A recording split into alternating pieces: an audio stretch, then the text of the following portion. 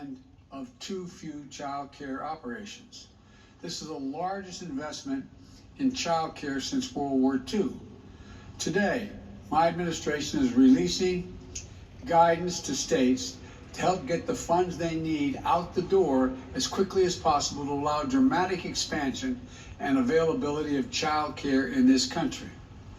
With these funds, states can help hundreds of thousands of providers reopen and stay open and provide safe and healthy learning environments for more than 5 million children.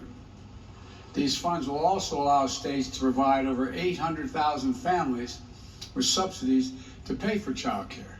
Simply put, it's going to help working parents get back to work. This one-time investment is a real answer to a real problem where our economy is facing right now. Well, look, fifth thing we're going to do, we're going to make it clear that anyone collecting unemployment who is offered a suitable job must take the job or lose their unemployment benefits. There are a few COVID-19 related exceptions so that people aren't forced to choose between their basic safety and a paycheck, but otherwise, that's the law. I know there's been a lot of discussion since Friday's report, that people are being paid to stay home rather than go to work. Well, we don't see much evidence of that. That is a major factor. We don't see that, look, it's easy to say the line has been because of the generous unemployment benefits that it's a major factor in labor shortages. Americans want to work. Americans want to work. As my dad used to say, a job's about a lot more than a paycheck. It's about your dignity, your place in the community, being able to look your kid in the eye and say everything's going to be okay. I think the people who claim Americans won't work, even if they find a good and fair opportunity, underestimate the American people. So we'll insist that the law is followed with respect to benefits, but we're not going to turn our backs on our fellow Americans.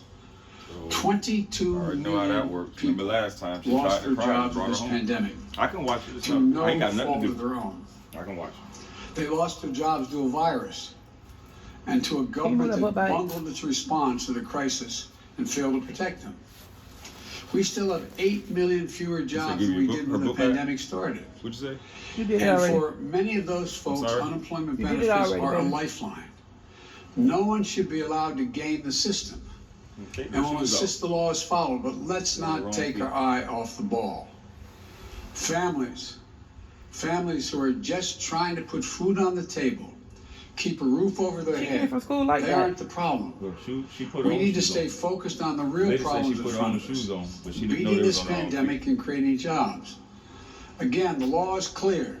If you're receiving unemployment benefits and you're offered a suitable job, you can't refuse that job and just keep getting the unemployment benefits. We're also working to overcome all the barriers that may be making it harder for people to get back to work. Child care, getting vaccinated, getting schools open. We're making progress in all these things. And we need others to step up and play a role as well. For example, we need employers to step up in a couple of ways. First, we need them to get help to their people and get them vaccinated. 2 weeks ago, I announced that we'll provide a tax credit to employers if they give workers paid time off to get a shot and recover from the effects of the side effects, if there are any. Our economy can't achieve its full potential until we get more people vaccinated. Employers can help that. We also need to recognize that people will come back to work if they're paid a decent wage. The last Congress, before I became president, gave businesses over $1.4 trillion in COVID relief. Congress may have approved that money, but let's be clear, the money came from the American people, and it went from the American people to American businesses, many of them big businesses, to help them get through this pandemic and keep their doors open. I'm not questioning it. It was the right thing to do. But my expectation is that as our economy comes back, these companies will provide fair wages and safe work environments. And if they do, they'll find plenty of workers.